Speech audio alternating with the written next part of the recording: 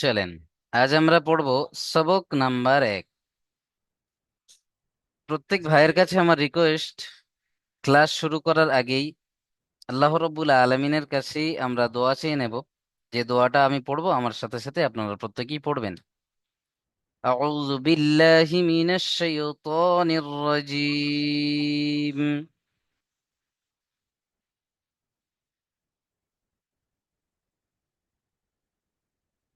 পড়েন, আমার সাথে সাথে প্রত্যেকেই পড়েন।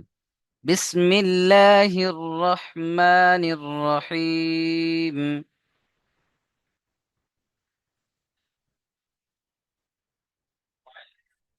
রব্বি ইয়াসসির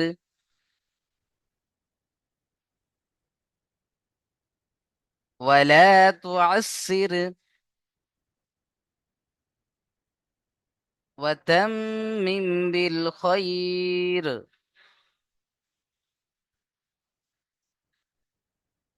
وتمم بالخير وبك نستعين يا فتاح ربي زدني علما ربي زدني علما ربي زدني علما চলেন দেখে নেন। সবক নাম্বার 1, পৃথক পৃথক অক্ষর অর্থাৎ আলাদা আলাদা অক্ষর। আলাদা আলাদা অক্ষর যেমন আমরা যে সমস্ত ভাইয়েরা ছোটবেলায় স্কুলে পড়েছিলাম, সেখানে আমরা পড়েছিলাম না যে ওকার আকার হস্যই দীর্ঘই, এই যে আলাদা আলাদা অক্ষর পড়েছিলাম, তাই না? তো ঠিক সেইভাবে আরবির আলাদা আলাদা অক্ষর রয়েছে। তো এই আরবি যে আলাদা অক্ষরগুলো আমরা পড়ব, এর সমষ্টিগতভাবে বলা হয় মুফরাদাত বলা হয়। কারণ আলাদা আলাদা অক্ষরকে আরবিতে কি বলা হয়? মুফরাদাত। চলেন দেখে নেন এখানে কেমন ভাবে পড়বেন। এই যে আলিফ আমরা পড়ি, কিন্তু আলিফের পড়ার কয়েকটা নিয়ম কানুন রয়েছে। আলিফ থেকে জদ পর্যন্ত আজকের পড়ানো হবে ইনশাল্লাহ। প্রত্যেকে ধ্যানের সাথে দেখবেন, পড়ার নিয়মগুলো দেখেন। আলিফের নিচে দেখেন তো ক্রস দেওয়া রয়েছে, অর্থাৎ চিকে চিহ্ন। অর্থাৎ এখানে কোনো টান দেওয়া যাবে না আলিফকে, জলদি পড়তে হবে আলিফ। আলিফকে কেমন ভাবে পড়বেন? আলিফ, আলিফ বলে টান দেওয়া যাবে না, আলিফ পড়তে হবে। দেখেন বায়ের নিচে এক দেওয়া রয়েছে, অর্থাৎ এক আলিফ পরিমাণ টান দিতে হবে। এক আলিফ পরিমাণটা কতটা দেখেন, প্রত্যেকে দেখেন আমার হাতের দিকে। এই যে বন্ধ আঙুলগুলি খুলতে স্বাভাবিকভাবে যে সময়টা লাগে, এটাকে এক আলিফ পরিমাণ বলা হয়। বা খোলা আঙুলকে স্বাভাবিকভাবে বন্ধ করতে যে সময়টা লাগে, এই সময়টাকে এক আলিফ পরিমাণ বলা হয়। যেমন বা, একালিপ করে টান দিতে হবে। তা, সা, একালিপ করে টান দিতে হবে। দেখেন এটাকে বলা হয় বা। এইরকম একটা নৌকো মতো দেখতে, আর নিচে একটা নোক্তা, নিচে কটা নোক্তা? একটা নোক্তা। নিচে এই যে ফুটকি মতো আছে, এটাকে বলা হয় আরবি থেকে নোক্তা। কি বলা হয়? নোক্তা। প্রত্যেকে বলেন নোক্তা। বায়ের নিচে একটা নোক্তা, বা নৌকো মতো দেখতে, নিচে একটা নোক্তা, একে বলবো আমরা কি? বা। নিচে এক লেখা রয়েছে, একালিপ টান দেব। বা। দেখেন বায়ের মতো দেখতে আরো চারটে অক্ষর আসে, তাহলে আপনি কিভাবে চিনবেন? গুলিয়ে ফেলবেন না? সেই জন্য আমাদের কি চিনতে হবে? নোক্তা। অক্ষরের সাথে সাথে নোক্তাকে আমাদের চিনতে হবে, কোন অক্ষরের নোক্তা কোথায় আসছে। যদি আমরা সেটা চিনতে পারি, তাহলে আমাদের সমস্যা আসবে না ইনশাল্লাহ। বায়ের নিচে একটা নোক্তা মানে অন্য কারোর নিচে একটা নোক্তা আসবে না। বায়ের নিচে এক নোক্তা। তায়ের দেখেন উপরে দু নোক্তা, দেখতে একই রকম কিন্তু উপরে দুটো নোক্তা। দেখতে একই রকম না, শুধু নোক্তার পরিবর্তন দেখেন। দেখতে একই রকম, উপরে দুটো নোক্তা, এটাকে বলবো আমরা তা। দেখেন তিনটে নোক্তা আছে উপরে, এটাকে বলবো সা। সব একালিপ করে টান হবে, এক লেখা রয়েছে। সা। চলেন তাহলে আলিফ, বা, তা, সা, তারপরে দেখে নেন হুম, তিন আলিফ টান দিতে হবে, তিন লেখা রয়েছে। এই যে অনেক ভাই এই জায়গাটায় ভুল করে ফেলেন, জিম বলে আওয়াজটা চেপে ধরে থাকেন।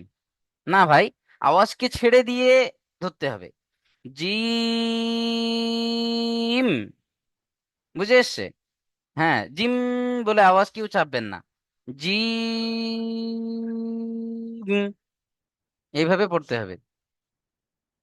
চলেন, জিম, হা, খ, তিনটে একই রকম দেখতে, শুধু নোক্তার পরিবর্তন দেখেন। জিমের পেটে এক নোক্তা, হা খালি, এটাকে বলা হয় হা। এর মাথায় দেখেন একটা নোক্তা আছে, এটাকে বলা হয় খ। কি বলা হয়? খ। আর এই যে খয়ের পাশে একটা স্টার চিহ্ন, তাই না?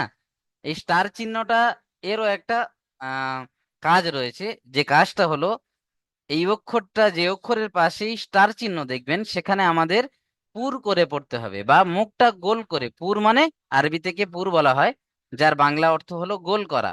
মুখটা গোল করতে হবে। যেমন খ, খ বলতে গিয়ে মুখটা গোল করতে হবে। খ, খ, বলেন প্রত্যেকে। জিম, হা, খ।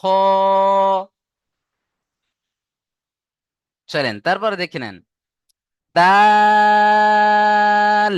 এটা কি বলা হয়? কি দাল দেখতে এইরকম, এইরকম দেখতে, এটাকে বলা হয় দাল। তিন আলিফ টান দিতে হবে। দাল বলে অনেক ভাই ভুল পড়েন, আওয়াজকে চেপে দেন। আওয়াজ চাপলে হবে না, পরিপূর্ণ আওয়াজকে দিতে হবে।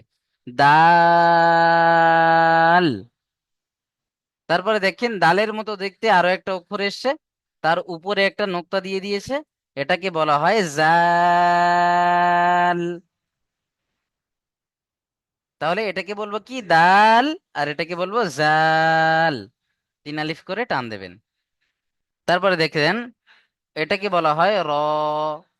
এইরকম দেখতে, নিচে এরকম গিয়েছে, এটাকে বলা হয় র। র এর মতো দেখতে আরো একটা অক্ষর দেখেন, তার উপরে একটা নোক্তা, এটাকে বলা হবে জা। কি বলা হবে? জা। অনেক ভাই জ বলেন, র এর পরে জ। জ নয়, জা। জা, প্রত্যেকে বলেন জা। র, জা। হ্যাঁ, চলেন তারপরে দেখে নেন সিন। তিন আলিফ টান হবে এখানে। সিন। সিন দেখতে কেমন দেখেন? এইরকম দুটো দাঁত আছে, আর একটা এরকম পেট মতো আছে, এটাকে বলবো কি সিন। তিন আলিফ টান দিতে হবে, একটা সিটি মতো আওয়াজ আসবে। সিন। প্রেসার কুকারে যেরকম সিটি আওয়াজ হয় না, ওরকম সিটি মতো আওয়াজ আসবে। সিন। তারপরে দেখেন শিন। এই যে দুটোর মধ্যে পার্থক্য দেখেন আওয়াজের। এর তিনটে নোক্তা উপরে আছে, এটাকে বলবো শিন। মোটা আওয়াজে হবে, এর আওয়াজটা মোটা আওয়াজ হবে। যেমন আমরা বলি না সকাল, দন্তেস আর তালবেশ, এই দুটোর মধ্যে পার্থক্য রয়েছে না? যেমন আমরা বলি সন্ধ্যা। হ্যাঁ, তো ঠিক সেই রকম এখানে একটা মোটা আওয়াজ আসবে।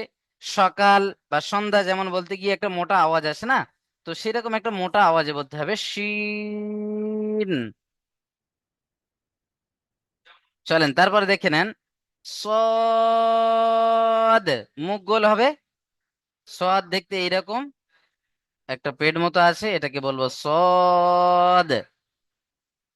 তারপরে দেখেন সদের উপরে একটা নোক্তা দিয়ে দিয়েছে, এটাকে বলা হয় জদ। দুটো সব মুখ গোল হবে, কারণ পাশে স্টার আছে, এই যে স্টার দেওয়া রয়েছে, তাই না? চলেন তাহলে আলিফ থেকে জদ পর্যন্ত। অনেক ভাই বলবেন যে হুজুর ইয়া পর্যন্ত দিয়ে দেন। না ভাই আমার, জদ পর্যন্তই আমি দেব পড়া। কারণ কি?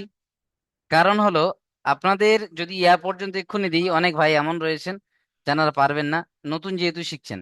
আর শেখার নিয়ম হলো আরবি শিক্ষা, আপনি প্রথমে অক্ষরকে চিনে যান। অক্ষর যত তাড়াতাড়ি শিখবেন, তত তাড়াতাড়ি আমি আপনাদেরকে কোরআন শরীফ ধরাবো। অক্ষর শিখে গিয়েছেন মানে আপনি কোরআন শরীফ ধরার যোগ্য। বুঝতে পারছেন? অক্ষরকে চিনে নেন, বাকি কায়দাগুলো পানির মতো আপনাদেরকে শুধু গালে তুলে দেব। বুঝতে পারছেন? আমি পুরো কায়দাগুলো আপনাদের ইনশাল্লাহ পানি করে খাইয়ে দেব, আপনি শুধু অক্ষরকে চিনে নেন। বুঝে এসছে? অক্ষর কিভাবে চিনবেন আরো একটা জিনিস আপনাদেরকে আমি বোঝাই। মোহাম্মদ আসগারুল ইসলাম ভাই হাত তুলেছেন, বলেন তো ভাই মিউট করলে কি ব্যাপার, কোন জায়গায় বুঝতে পারেননি? আমি শেষ দুটো মানে এটা বুঝতে পারিনি। এই দুটো? ওই যে শেষ দুটো বুঝতে পারিনি আমি। হ্যাঁ হ্যাঁ, এটাকে সৎ। দেখেন। এটা বলা হয় সদ। প্রথমটাকে বলা হয় সদ, আর দ্বিতীয়টা হবে জদ। সদের কোনো নোক্তা নেই, জদের গিয়ে একটা নোক্তা আছে। ক্লিয়ার ভাই আমার? চলেন, তাহলে এই যে অক্ষরগুলো আপনি কিভাবে চিনবেন দেখে নেন। আমি নিয়ম কানুনগুলো আপনাদেরকে যেমন ভাবে গাইড করব, এই প্রথম দিকে আপনাদের কিন্তু ভিত, এই ভিত যদি আপনার সঠিক না হয়, আপনি যত চান যে আমি আগে বাড়বো, পারবেন না বাড়তে। ওই জন্য ভিতটা মজবুত করতে হবে আপনাদের। যে কারণ আমি এখানে এতক্ষণ বারবার বলছি এই জন্য যে ভিতটা আপনাদেরকে করতে হবে। কারণ আমরা তো পড়িয়ে এসছি, আর আমরা জানি এই বিষয়টা, যে ছাত্ররা কেমন ভাবে দিলে কোন জায়গায় কতটা এগোলে নিতে পারবে, সেই সিস্টেমটা আমাদের জানা আছে। সেই জন্য কেউ তাড়াহুড়ো করবেন না, যেমন ভাবে দেবো ইনশাল্লাহ আপনাদের সঠিকভাবেই দেব, প্রত্যেকে সঠিকভাবেই নেবেন। দেখেন ভাই, প্রত্যেকেই আজকের পর থেকে একটা সপ্তাহ আমার কাছে একটা সপ্তাহ ওয়াদা করেন, রেগুলার লিখবেন।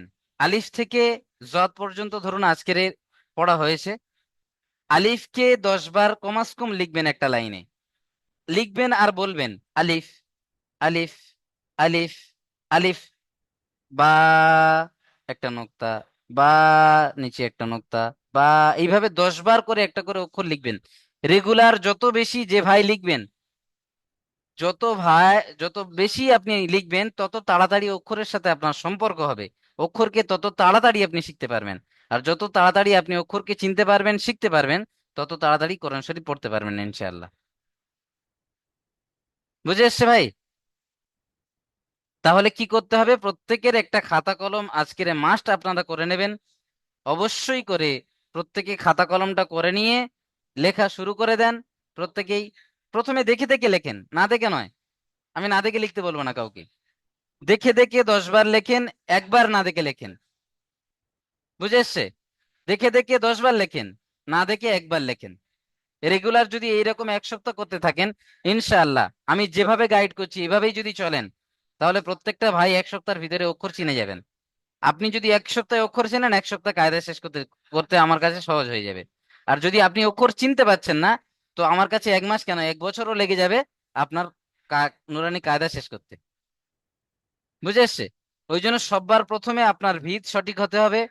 আপনার প্রত্যেকটা অক্ষর একদম পানির মতো চিনে নিতে হবে। জিমের জায়গায় যেন হা না হয়, হায়ের জায়গায় যেন জিম না হয়, জিমের জায়গায় যেমন খ না হয়, এমন ভাবে পানির মতো করতে হবে। বুঝতে পারছেন? এগুলো খেয়াল করবেন আমি যেটা বলছি, এটাতে আপনাদের প্রত্যেকের ভালাই লুকিয়ে রয়েছে। অবশ্যই করে আমার কথা আপনারা যদি মেনে চলেন, খুব সহজেই আপনারাই বলবেন যে হুজুর না সত্যি আপনার কথার সাথে মিলেছে। চলেন, এটা খুব তাড়াতাড়ি আপনারা বুঝতে পারবেন। আমি যেগুলো বলছি, যে সমস্ত ভাই নেবেন, তানাদের রেজাল্টটা আপনারা 1 সপ্তাহ পরে বুঝতে পারবেন। আর যে সমস্ত ভাইরা এখনই ফাঁকি মারবেন, 1 সপ্তাহ পরে বাকিরা পড়বে, আপনারা হা করে শুধু চেয়ে থাকবেন। এটাও আপনারা নিজের চোখে দেখে নেবেন, দুটো পরীক্ষা করে দেখে নেবেন। চলেন, আশা করছি আমার কথা আপনারা প্রত্যেকেই শুনবেন এবং যেভাবে গাইড করছি এভাবেই চলবেন। দেখে নেন, এর সাথে সাথে আপনাদের কাজ হবে যে আলিফ থেকে জদ পর্যন্ত আপনি অক্ষরটা কতটুকু চিনেছেন। দেখেন নিচে অক্ষরের পরীক্ষা দিয়েছে 3 লাইন। এই 3 লাইন অক্ষরের পরীক্ষা সাপোর্ট অ্যাডমিনে এক একটা ভয়েসের মাধ্যমে এক একটা পড়াগুলো শোনাবেন, এক একটা লাইন। আপনি অক্ষরটা কতটা চিনেছেন এখানে তার পরীক্ষা হবে। আপনি সেই পরীক্ষাটা হোয়াটসঅ্যাপের মাধ্যমে সাপোর্ট অ্যাডমিনে পড়াটা শুনিয়ে দেবেন। সাপোর্ট অ্যাডমিন নাম্বারটা আপনারা যখন সেভ করবেন, সেভ করার পরে হোয়াটসঅ্যাপে গিয়ে যে যেখান থেকে আমরা ভয়েস করি সেই ভয়েসটা চেপে ধরে কিতাবটা দেখে দেখে আমরা পড়াটা শুনিয়ে দেব সেখানে। আচ্ছা, কিতাব কিভাবে দেখবেন? এই কিতাবটা আপনাদের গ্রুপে দিয়ে দেওয়া হবে। কিতাবটা চালু করে নিয়ে আপনি পড়া শোনাতে পারবেন, এবং কিভাবে পড়া শোনাবেন সেজন্য একটা ছোট্ট ভিডিও দেওয়া হবে। কেমন ভাবে পড়া শোনাবেন সে বিষয়েও একটা ছোট্ট ভিডিও পেয়ে যাবেন। তবে অবশ্যই করে প্রত্যেকটা আপডেট পেতে আমাদের যে গ্রুপটা দেয়া রয়েছে, আপনাদের 142 নম্বর গ্রুপ, তো এই 142 নম্বর গ্রুপে অবশ্যই করে আপনারা নজর রাখবেন যে আমাদের গ্রুপে কখন কি আসছে, কখন কোন এসএমএস আসছে, কখন কি আপডেট আসছে, এগুলো অবশ্যই গ্রুপে প্রত্যেকদিন খেয়াল রাখবেন। চলেন, আশা করি ক্লিয়ার।